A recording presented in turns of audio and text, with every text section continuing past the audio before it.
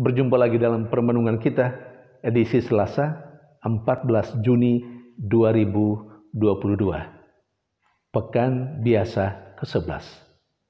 Bacaan-bacaan liturgi hari ini, bacaan yang pertama dari kitab pertama Raja-Raja bab 21 ayat 17 sampai 29 dan bacaan Injil dari Injil Matius bab 5 ayat 43 sampai 48. Kedua bacaan liturgi hari ini memberikan banyak pesan bagi kita dalam kehidupan beriman. Tetapi saya mengajak kita sekalian untuk melihat satu poin saja. Bagi saya, satu poin itu adalah bahwa kita diajak oleh kedua bacaan liturgi hari ini untuk tidak menjadi hamba dosa, untuk tidak menjadi budak dosa. Siapapun yang melakukan kejahatan di hadapan Allah, siapapun yang melakukan atau berbuat dosa, dia adalah hamba dosa, dia adalah budak dosa. Seseorang bisa menjadi budak dosa atau hamba dosa kalau dia mengikuti pikiran dan rencana jahat orang lain. Dia mungkin tidak melakukan perbuatan jahat, tapi dia mengikuti rencana jahat yang dipikirkan dan dikerjakan oleh orang lain. Dia juga masuk dalam kriteria itu sebagai hamba dosa, budak dosa. Artinya, sekalipun seseorang tidak melakukan perbuatan yang tidak baik, tetapi dia mengikuti rencana jahat dari orang yang ada di sekitarnya, entah itu sahabatnya, entah itu pasangannya, istrinya, suaminya, atau siapapun. Dia tahu itu rencana jahat itu. Tetapi dia membiarkan dan dia tidak mencegahnya, dia masuk dalam kriteria hamba dosa atau budak dosa. Persis seperti yang dilakukan oleh Raja Ahab dalam bacaan pertama hari ini. Allah mengutus Nabi Elia kepada Raja Ahab setelah peristiwa Nabot, pemilik kebun anggur itu, dibunuh dengan cara dilempari batu. Ahab memang tidak melakukan itu, tapi rencana jahat itu muncul dari istrinya Izebel. Dan pasti Raja Ahab tahu, tapi dia membiarkan itu. Karena memang dia juga menginginkan kebun anggur Nabot. Dan setelah Nabot mati karena dilempari batu, sebagaimana yang direncanakan oleh istrinya Izebel, Ahab lalu mengambil kebun anggur itu, sebagaimana yang diceritakan dalam bacaan pertama kemarin, tanggal 13 Juni 2022. Dan yang dilanjutkan dalam bacaan pertama hari ini, sesungguhnya Raja Ahab menjadi hamba dosa, menjadi budak dosa. Maka Elia menegur dia. Engkau telah memperbudak dirimu dengan melakukan kejahatan di hadapan Allah. Bahkan lebih keras lagi, Allah malah merencanakan semua yang tidak baik akan terjadi terhadap Raja Ahab dan semua keturunannya. Memang agak mengerikan bacaan pertama hari ini. Tapi itu melukiskan betapa Allah marah atas kejahatan yang dilakukan oleh siapapun. Atas orang yang menjadi hamba dosa atau budak dosa.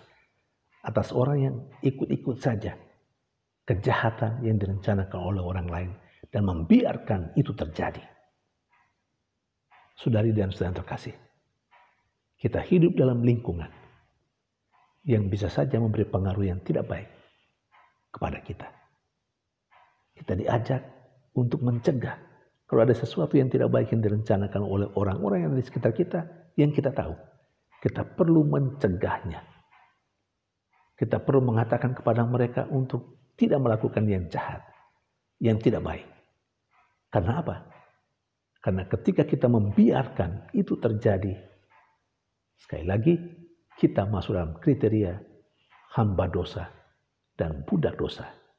Dan bukan tidak mungkin hal yang jahat, yang tidak baik pasti akan terjadi dalam kehidupan kita. Sebagaimana kita sendiri membiarkan kejahatan yang tidak baik terjadi atas hidup orang lain, atas rencana jahat dari teman dan sahabat kita misalnya. Saudari dan saudara yang terkasih, seseorang bisa menjadi hamba dosa, budak dosa, kalau dia membiarkan dirinya dikuasai oleh keinginan yang jahat yang muncul dari hatinya. Yesus dalam bacaan Injil hari ini menegaskan kepada para muridnya dan kita sekalian, kalau sebelumnya dikatakan atau disabdakan, bencilah musuhmu dan kasihilah sesamamu, Yesus tegaskan, tidak. Kasihilah musuhmu dan berdoalah bagi mereka. Saudari dan saudara terkasih, sebuah tantangan yang luar biasa untuk kita yang mengikuti Yesus. Rasanya bagi kita yang mengikuti Yesus, hidup itu harus dibuat. Atau hidup itu tidak sekedar mengikuti apa kata hati. Apalagi kalau kata hati itu adalah hal yang jahat, hal yang tidak baik. Misalnya, kata hati kita. Atau hati kita berkata, benci musuh. Buat sesuatu yang tidak baik terhadap musuh kita, yang kita anggap lawan kita. Dan itu hal yang umum. Dan biasanya kita melakukan seperti itu. Sesuai dengan kata hati kita. Tapi hari ini, saudara, Tuhan menegaskan. Ketika kita mengikuti kata hati yang jahat seperti itu. Jangankan melakukan yang tidak baik. Dengan perbuatan yang keji kepada lawan kita atau musuh kita. Berpikir saja yang tidak baik juga masuk dalam kriteria sebagai hamba dosa. Nah, kita diminta untuk berbuat sebaliknya. Karena itu Yesus minta. Dia mengatakan, kasihilah musuhmu, berdoalah bagi mereka. Dengan cara seperti itu, orang-orang yang percaya kepada Yesus sungguh menjadi anak-anak Allah. Karena Allah Bapa adalah Allah Bapa yang baik. Yang menerbitkan matahari baik untuk orang jahat maupun untuk orang yang baik. Yang menurunkan hujan tidak saja untuk orang baik tapi juga untuk orang jahat. Artinya, jangan pernah mengikuti kata hati yang mengajak kita untuk melakukan kejahatan. Tetapi kita harus bertindak dan bersikap melampaui keinginan hati kita yang jahat. Artinya, jangan pernah boleh kita diperbudak oleh keinginan hati kita yang jahat. Jangan pernah boleh kita membiarkan diri kita diperhamba oleh keinginan hati kita yang jahat. Melakukan yang tidak baik terhadap sesama kita. Atau terhadap musuh kita yang kita anggap musuh. Tidak. Saudari dan saudara yang terkasih, semoga kita diberi kekuatan dan rahmat yang cukup oleh Tuhan untuk bisa hidup menurut ajarannya.